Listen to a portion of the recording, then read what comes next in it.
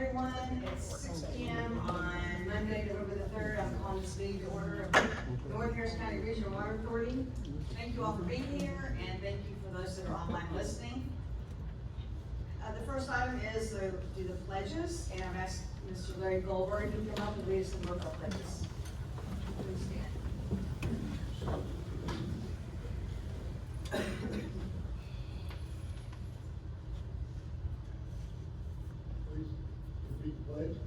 Pledge allegiance to the flag of the United States of America and to the republic for which it stands, one nation, under God, indivisible, with liberty and justice for all.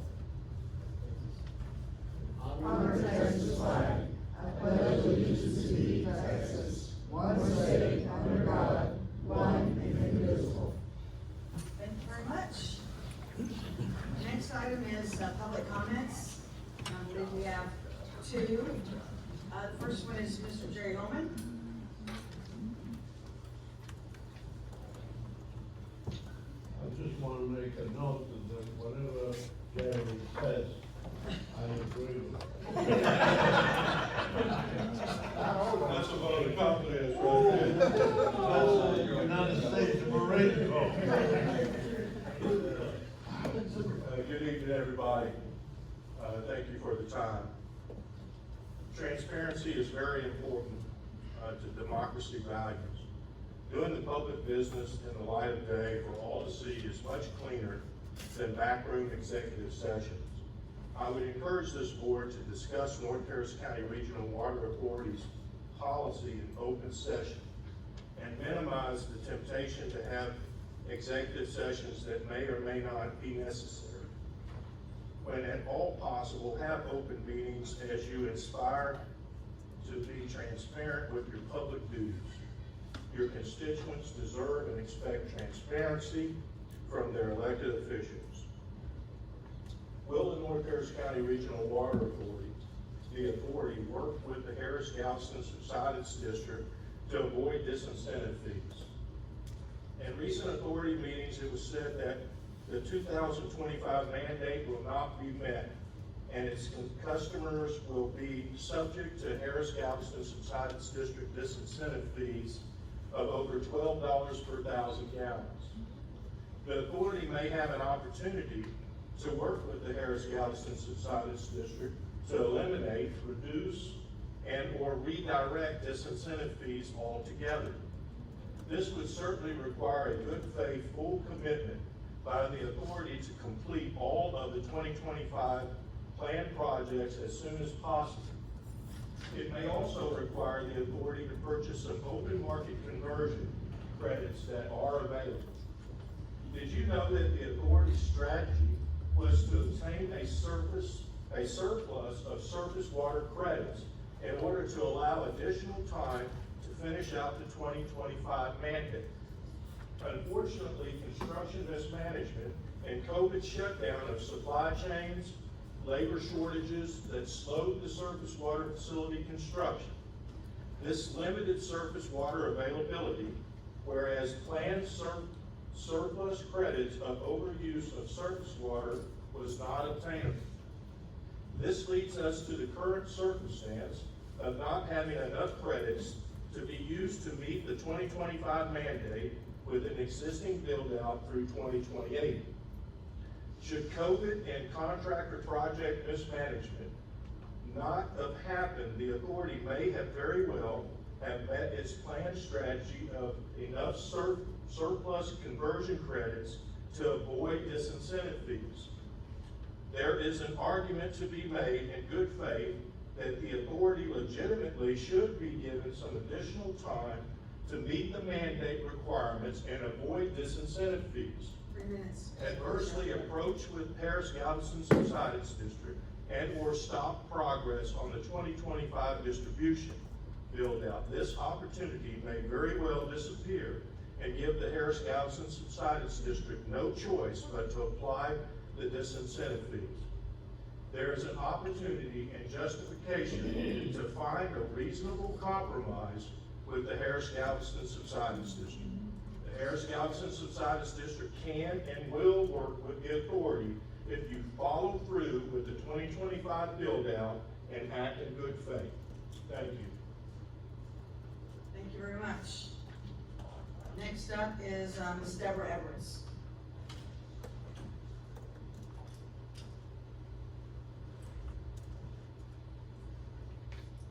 Good evening. My name is Deborah Edwards, and I am a director in MUD 501, as well as a Harris County Republican precinct chair. On March 27, 2025, in front of about 40+ precinct chairs, Melissa Rao directed a racial slur at me, calling me a token. That word carries the same hatred, history, and humiliation as the N-word. Her intent was unmistakable: to demean, discredit, and publicly humiliate me because I am a Black woman.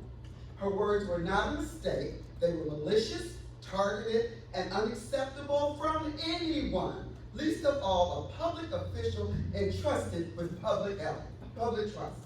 Since that day, Ms. Rao has also escalated her hostility, posting false and defamatory statements on Facebook, even accusing me of threatening her. I have spent decades serving my community with integrity and honor, a record that speaks louder than any of the hateful words of a racist desperate to disguise her own ignorance. Her conduct has caused me deep personal and professional harm and forced me to see a very, very expensive trauma therapist. I filed a formal complaint with this board on June 23rd, 2025, and what did I receive? Silence, no investigation, no outreach, no nothing. Silence is not neutrality, it is complicity. It tells the public that the president of this authority can use a racial slur, one equal in meaning and venom to the N-word, and face no consequences.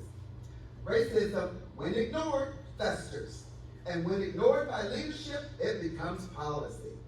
Issuing a racial slur while holding public office is not just morally wrong, it undermines public confidence and violates the spirit of equal protection under the law. But let me be clear, the court of public opinion will not ignore this. They see your silence. They see your tolerance for hate. And they are forming their own conclusions, ladies and gentlemen, about whether or not they will vote to have you represent them again. Thank you. Thank you very much. They think the board has formed their own conclusions. I kind of thought this was dropped. I figured when you didn't come months ago that you had dropped this and weren't going to bring it up. I have also decided I wasn't going to bring it up. Why bring something up when you weren't going to come here and bring it up? To be clear, yes, you've reached out to our board via one of our directors, our attorney. You've reached out to our staff.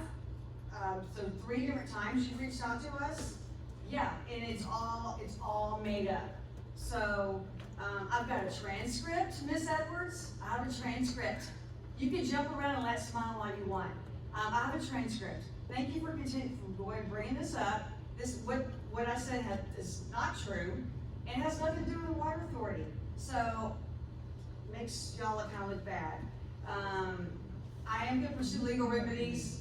Okay, great, thank you. Okay, enough of the drama. I think that's all the blue cards. Is there anyone else that has anything to say? Mr. Flavio? And then you need to fill out a blue card. Okay. Yes, and then fill out a blue card.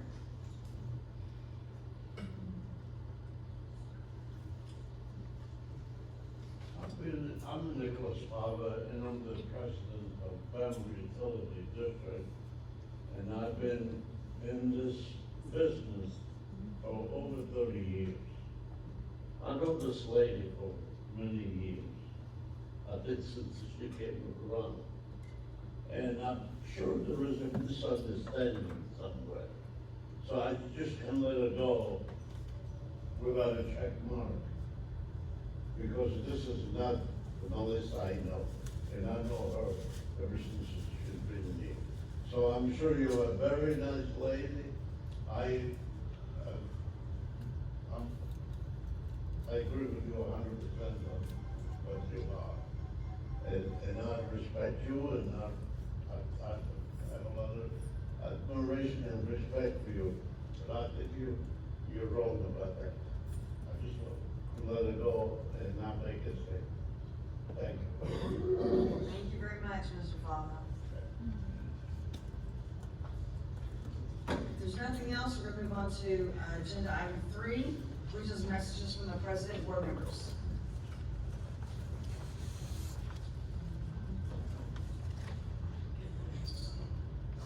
Does anyone on the board have anything, we can start with Dr. Barker? Dr. Ramsey? Dr. Graham? No. Dr. Fessler? I would just like to second what Mr. Holman had to say. I think I made it clear that I do not like using executive sessions just for discussion's sake. But if at all possible, we need to, there are certain things like legal and personnel that's what we use executive sessions for. There are a lot of other gray areas, and sometimes I think we step into those gray areas, and I'd really like to see us stay way back from that line. That's my hope. Thank you very much.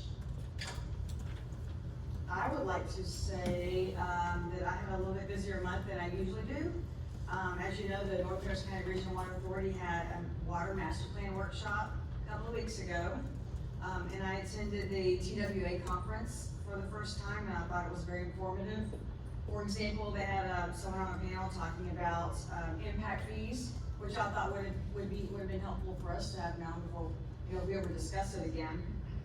As I typically do, I attended the Harris Galveston Subsidence District regular meeting, where I heard the West Harris County Regional Water Authority give a presentation to their board on the status of how they're doing, and I believe Mr. Chang is supposed to go there in November the 12th, with a status update that includes mentioning that we are, that we are 5 years behind schedule due to many things beyond our control, as Mr. Hummon was saying, COVID, supply chain. There's a lot of things that has caused us to be 5 years behind schedule. So he's going to go give a presentation to the board and let them know about some things.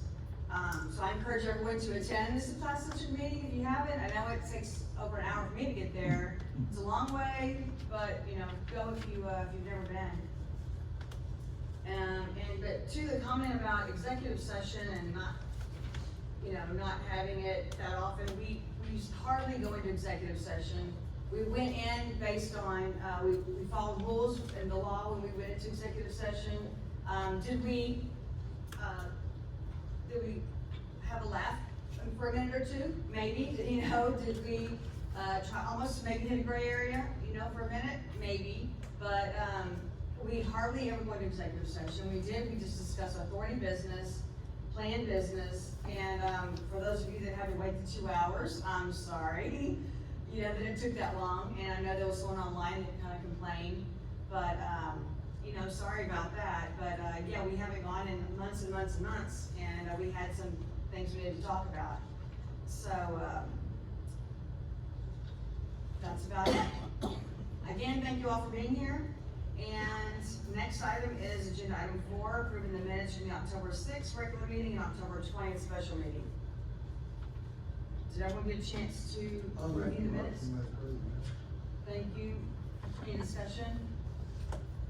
All in favor say aye. Aye. Any opposed? Okay, motion carries. Thank you. Agenda item 5, Finance Director's report. Thank you. The financial report is as of September 30th, 2025, and the breakout is on your screen, and the total balances have been provided in the Word packet and online on the website. So the detailed reports include balance sheet, statement of revenues, investment reports, and budget comparisons. Design, engineering, consultant, construction, and expense checks are presented for your authorization and signature, and I'd like to request approval of the financial report and authorization for payment of bills. For your motion? Motion. Any discussion? All in favor say aye. Aye. Any opposed? Motion carries. Agenda item 6, general manager's report. Good evening, it's June, our slides up here. So first one we've got is our update on the monthly surface water conversion. So the two things that we look at each month are, we look at the preceding month, what the surface water deliveries were for the month, and we estimate it because we don't always have the data all the way through the end of the month. So estimate for the month of October, as of Friday when we put this together, was 38 MGD. That's what you see in the dark blue all the way on the right. And then the column next to it, if you look for September, we've added in the percent conversion based on the groundwater pumpage reports that we collect monthly in our monthly billing system. And we met a 35% conversion for the month of September. Not 38, or is it? So 38 MGD. Oh, 35, I see, Yeah, that's so it, 35. the lighter green, teal green color, that's our percent conversion, and the darker blue is the amount of MGD surface water that we delivered. Okay. Very So good. in two different numbers. Yeah, very good. Two different states. Yes, sir. Yeah, similar question as always. Have Yes. you had a chance to look at the granularity enough to tell why we're selling less total water and lower conversion than a year ago? For, I guess it's August and September. Yeah, so I don't have enough granularity to tell you specifics on it. And, but it's going to fluctuate based upon who might be connected or not connected to the system. Sometimes people might have to come offline because they've got something going on with their mud that they might need to do free chlorine and they aren't able to accept surface water. So there can be some variability from time to time between them. There also can be variability based upon just if groundwater pumpage folks are pumping more water than our surface water folks are taking water. That can also impact from one year to the next. And then weather probably is one of our biggest drivers in terms of then what the water usage.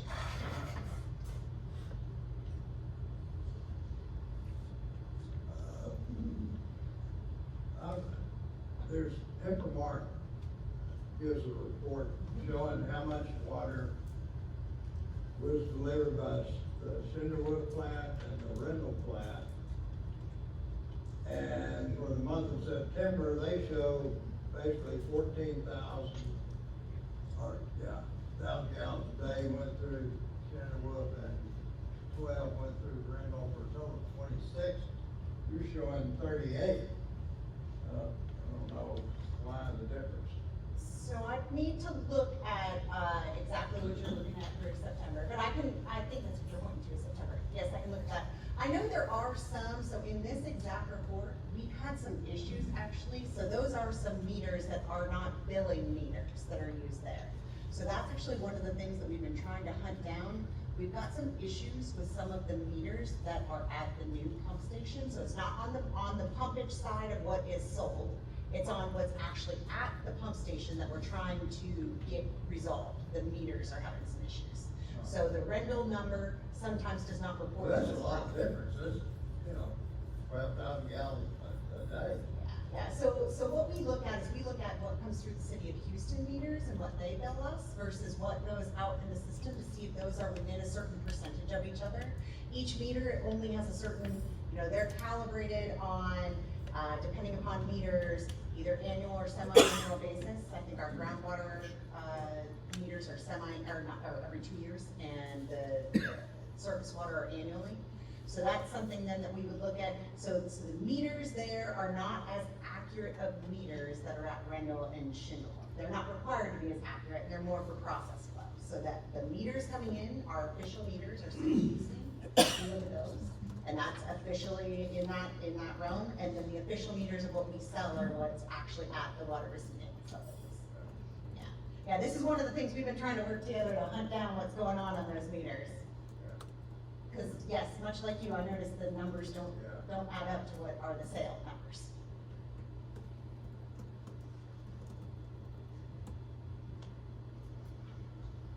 Any other discussion? Got more?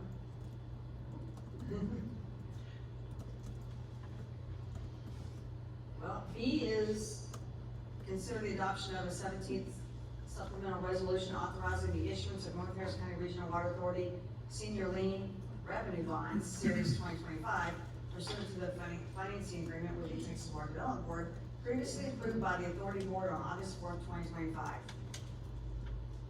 Yeah, so this is an item that annually here before the board.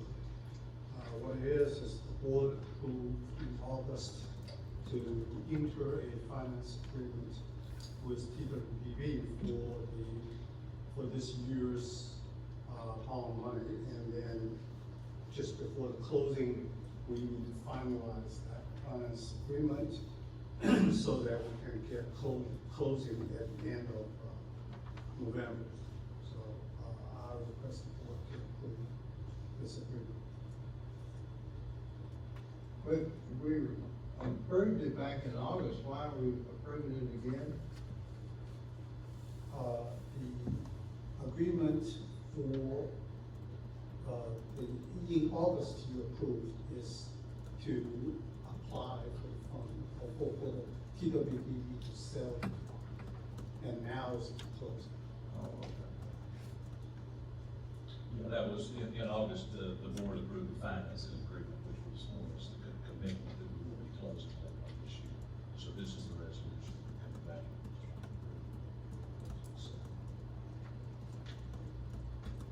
Who approved, I mean, how, what's this for? 204 million.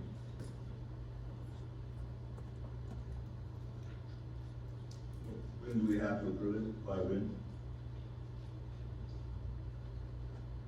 Well, I would have to say we have to approve it, tonight. There are some significant penalties if we don't close. In that financing agreement, there were some, deadlines that we had to,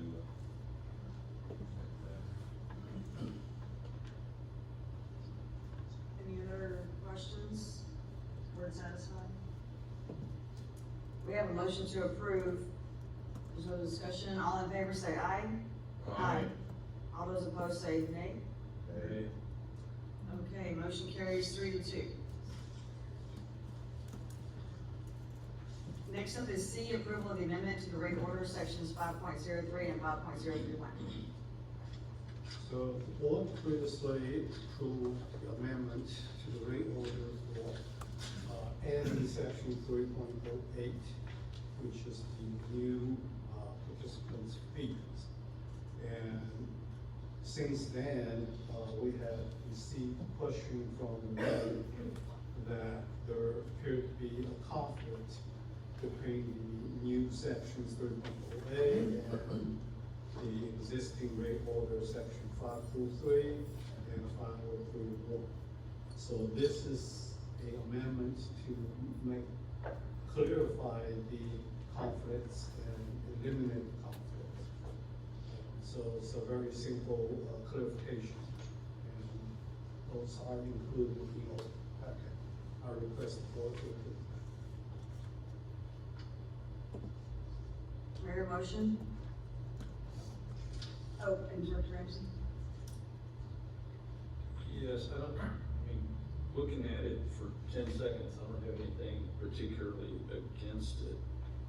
But it really would be nice if we had these things a month in advance to study them, some explanation with them. What was the conflict? Oh, there's a lot in here.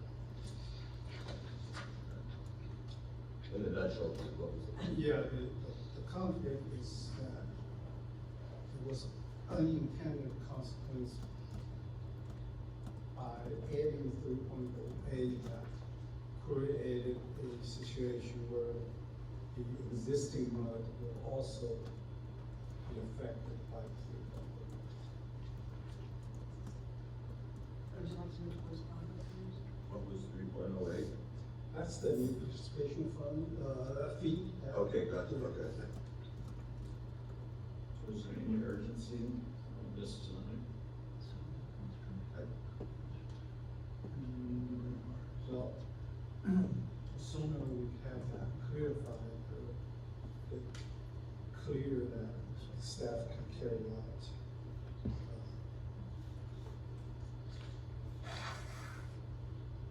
Are we waiting to bill somebody?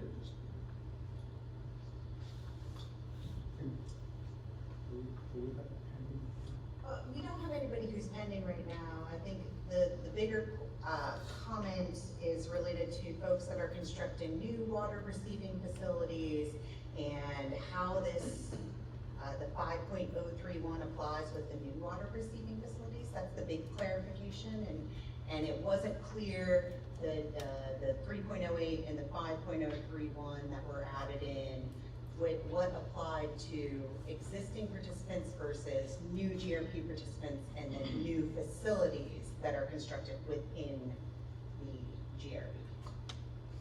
So that's what the clarification is. And there's not anybody right now who's pending, although anybody who would be building a new facility would need to make sure that they're making the provisions for, we can still come into their site. They're not constraining a site that you can't come in and convert it in the future to surface water. I'd like to make a motion that we postpone the regional session.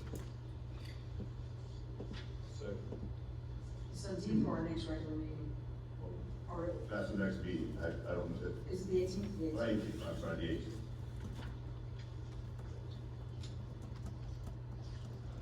Any discussion on What is controversial about this? I don't. Well, this is all the stuff we argued about for 6 months, and I'd like to have a chance to actually read it so that I understand what's going on. And we received it Friday. Yes. Okay. Okay, we've got a motion to postpone till November the 18th. Any other discussion? All in favor say aye. Aye. Any opposed say no. Understand? Okay, motion carries.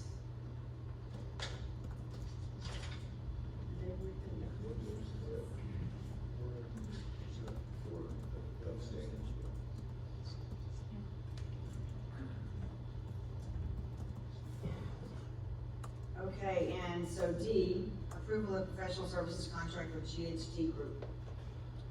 So carry out a plan, we, sign up a new firm to, for professional service.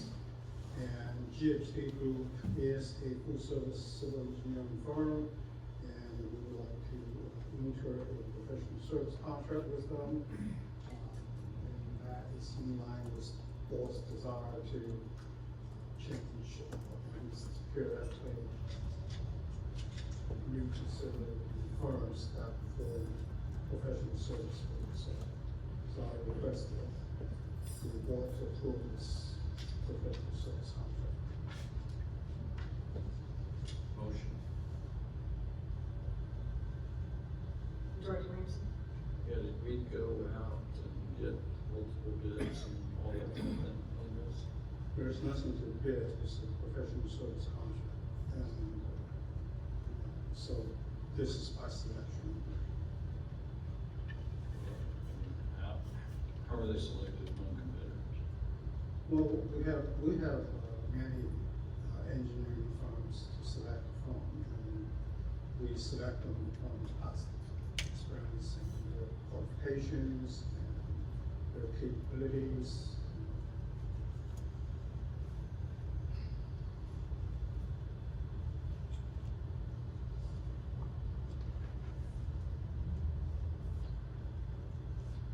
Are they replacing particular?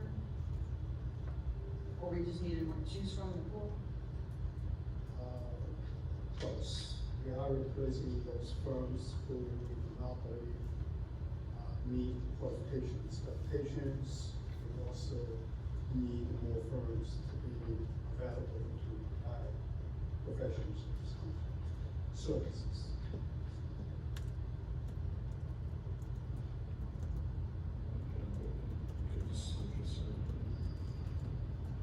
Is that Director Ramsey? So, again, we're gonna get to see the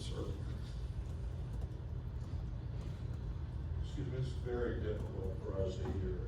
Am I the only one? No, we can't hear it all back here. Except for me, right? Yeah. Well, we have a motion on the table to approve. Any other discussion? All in favor say aye. Aye. All those opposed say nay. Abstentions? One abstention? Or, Director Parker, what was your? Yeah, just like, You voted for it.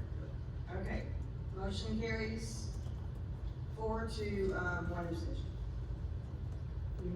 Okay.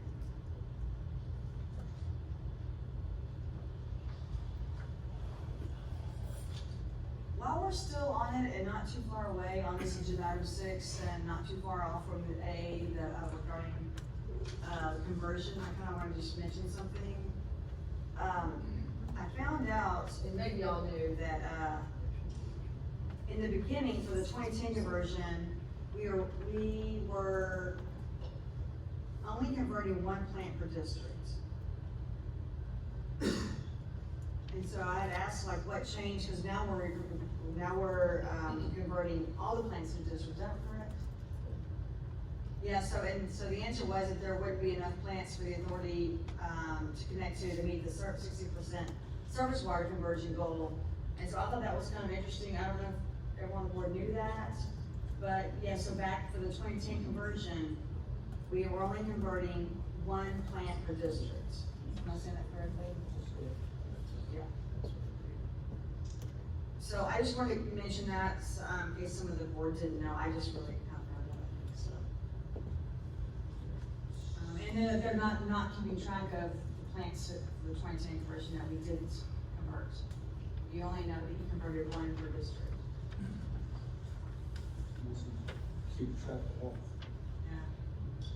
So, when we convert the water receiving facility, that's where you converting the plant.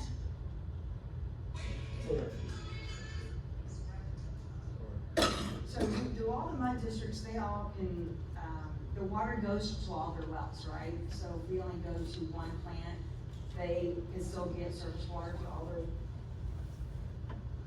Water don't go to their wells, water goes to the tanks. to their tanks, right?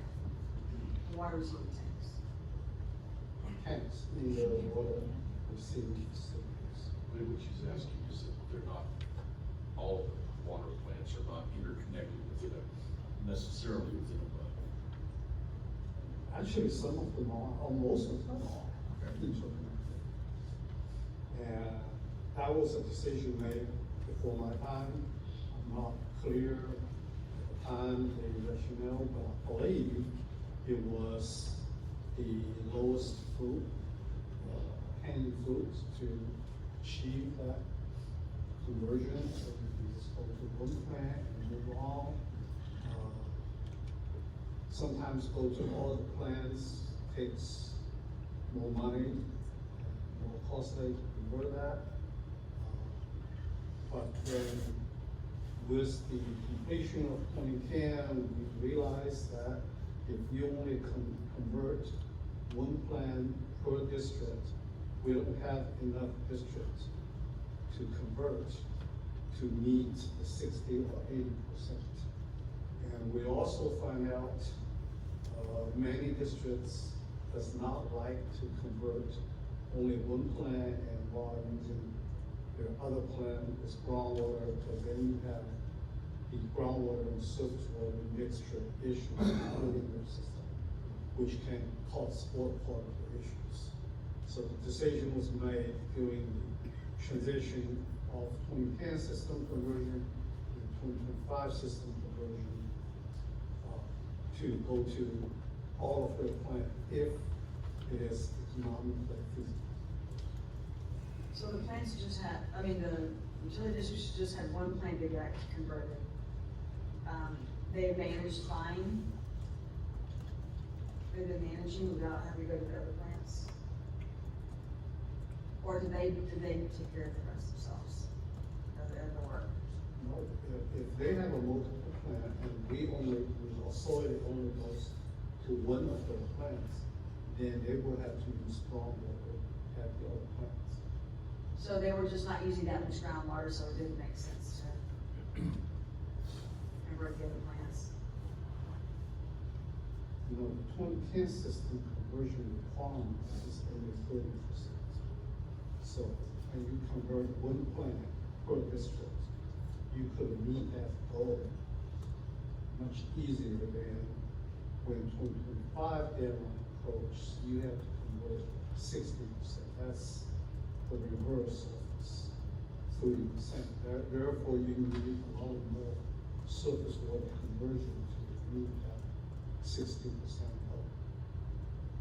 But if we were already there, would it make sense to go ahead and convert all plants then? Plants are not all adjacent to each other, they can spread out all over the place.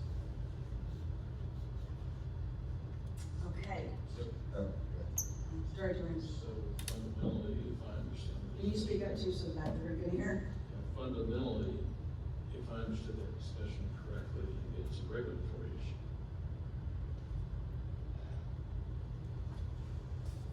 I wouldn't say it's a regulatory issue, I think it's more economic. Cost Well, no, effectiveness. if it works at 30%, and it doesn't work at 60%, then that's a regulatory issue. The regulatory requirement doesn't change. It's how you reach that goal. So the concern is not regulatory concern, the concern is cost effectiveness. Which changing the regulations could fix. Yeah, you change the regulation, of course, then you don't need to convert, and you don't even need to do anything. But that's not what we do, we were told to convert. That's totally the issue. Director Barker? If these, the first ones they converted just have one, but is it in our plans to go back and convert the others, the other tanks, the other? I think we did consider that. So some of them have been added as part of the 2025 system. There's some of the muds that we've gone back and actually added in the second water plant. Some of them we might not be able to actually cost effectively get to. By practice, we do not go into an elevated storage tank. So if they have a well that goes into an elevated storage tank, that's not something that, we're not gonna go and pump to get all the way up to the top of their tank. That's not something that we do. We pump to ground storage tanks and below ground storage tanks. So we want an air gap that we can drop it off into that tank and then a completely separate system. So sometimes there's those idiosyncrasies as to why a water plant might not have been connected. Sometimes it's that it was a small water plant and wasn't cost effective. So that's what then looking at in the 2025 system, there were certain plants that were mapped out as, you know what, let's go ahead and hook up that second plant. Let's go ahead and hook up this other plant over here. For the 2035, what we presented in the master plan workshop, we actually had a project. I didn't go into granularity of each of the projects, but essentially one that is on that schedule graphic that I showed you all. One of them was called priority infills, and that actually is the project to go and capture any other remaining plants that were cost effective, that are in close proximity to the existing infrastructure, before we go and start building out the spider web even farther. And I know this was before you, but I'm assuming that the infrastructure was built big enough to go back and add this. I would hope. Yes, that's exactly what we looked at as part of the whole master planning effort, was looking at how big are each one of the pipes, where are there hydraulic bottlenecks? And I will say, I mean, depending upon what you need for a source water to expand, there are places where there are hydraulic bottlenecks that maybe growth wasn't anticipated the way that it has come to fruition so far. Perhaps the system being laid out differently might look a little differently. There are areas where there's going to need to be hydraulic improvements. So, and it might be that we need to drop in a parallel pipe somewhere because the existing pipe just, if we push more water in there, it's gonna be way too much friction and our pumps can't keep up. So that we would need a parallel pipe. It might be that we need to help alleviate some hydraulic bottlenecks and build another pipe that breaks in between two zones. So there's some of those kinds of recommendations that have come from all of the detailed hydraulic modeling.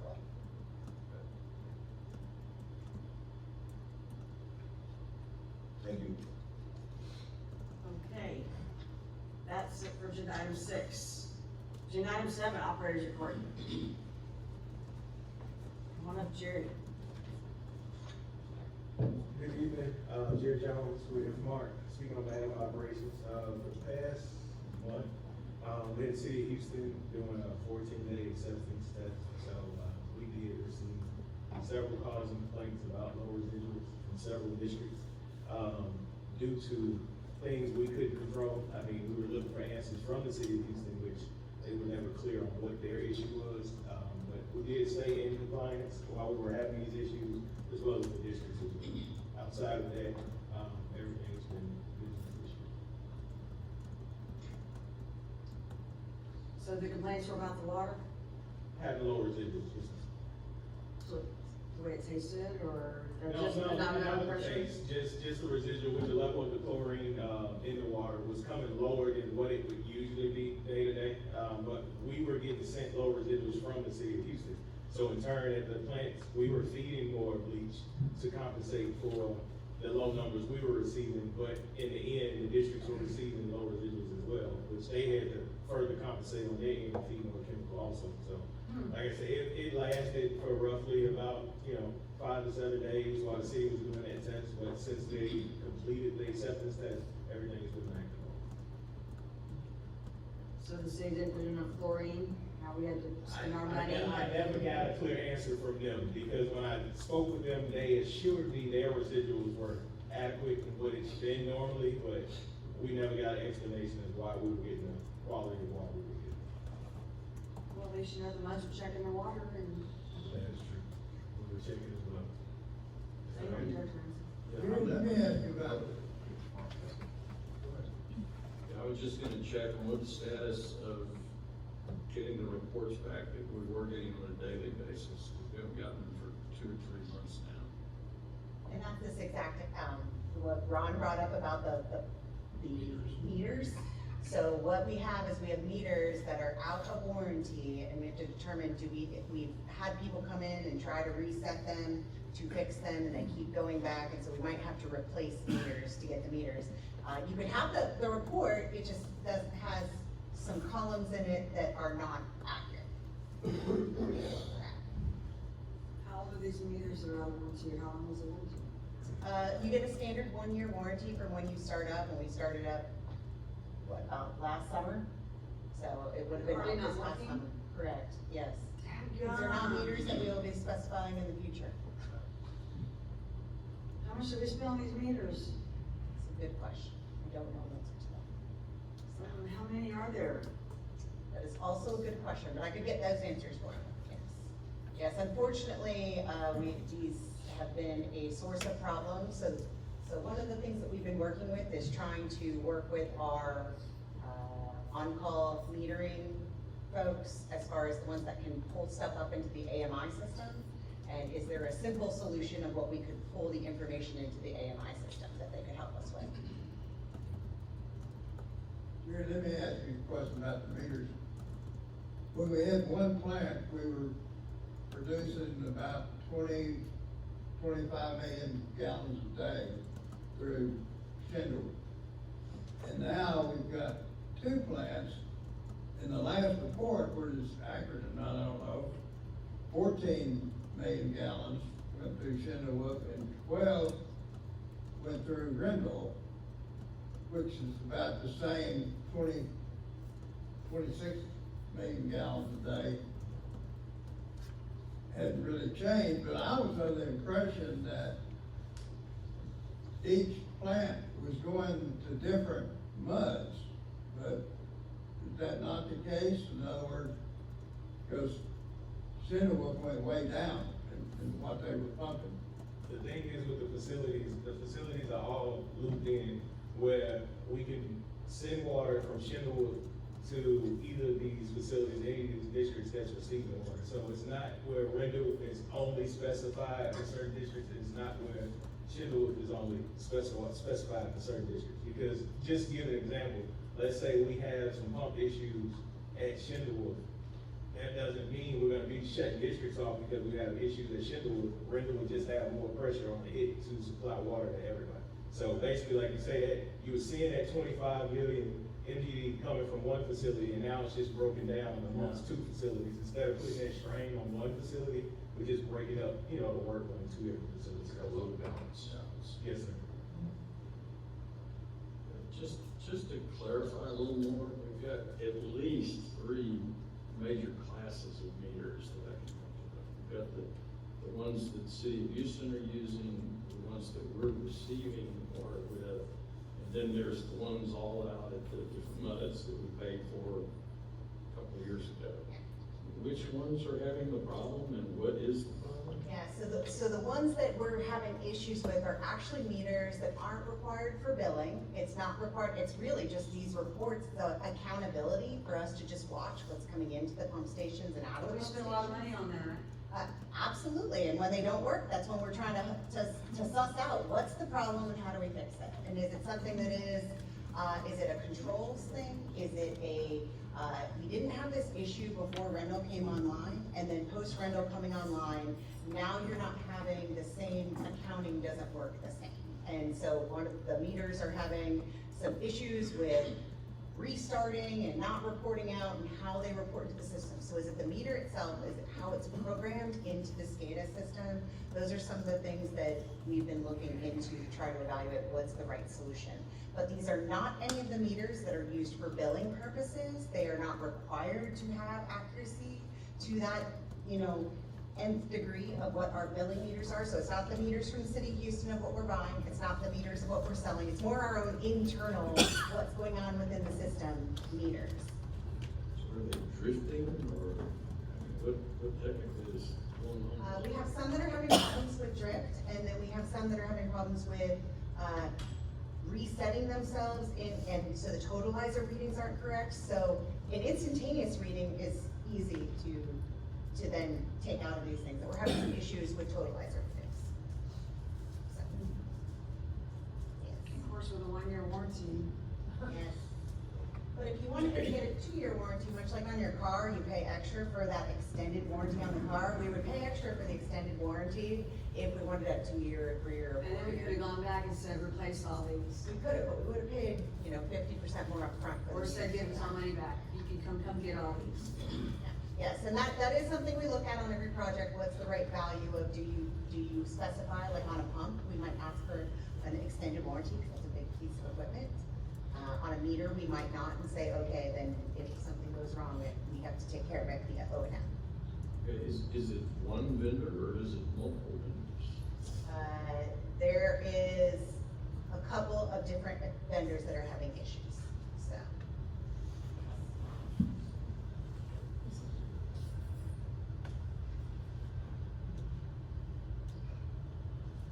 Anything else? Oh.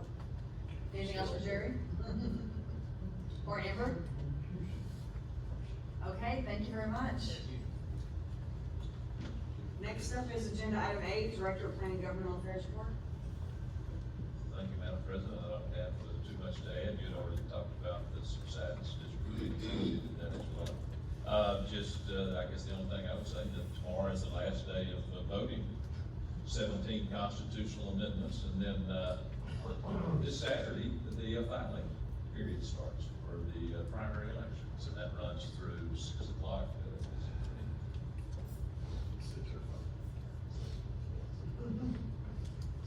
If you wanna run for something, for a state rep, or a senator, or Congress, Any or office there is, it's on the ballot. December the 8th. Okay, thank you very much. Agenda item 9, construction engineering updates. On phase 2 of Northeast Plant, 160 MDB septum testing failed last time. So there were some glitches, so they're working on it. They'll have to restart again hopefully within next 7 to 10 We days. can't hear. We can't hear a thing. So the new, phase 2 additional 160 MDB, septum testing was supposed to start last week, 10 days ago, but for many reasons, it failed, didn't perform for 14 days, so they have to restart again within a week or 10 days. The first train or two train, which is a phase 2, under 60 MA. The first two are still running fine. Anything else about it? That's for it. That's your update?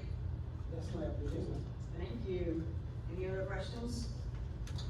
Agenda item 10, board discussion, potential future agenda items. Anything, board? Thank Zach Petrov for being here tonight. So, Randy Johnson. Agenda item 11, the budget workshop will be held on November the 18th. Hope to see y'all then. And the next regular meeting will be December the 1st, 2025.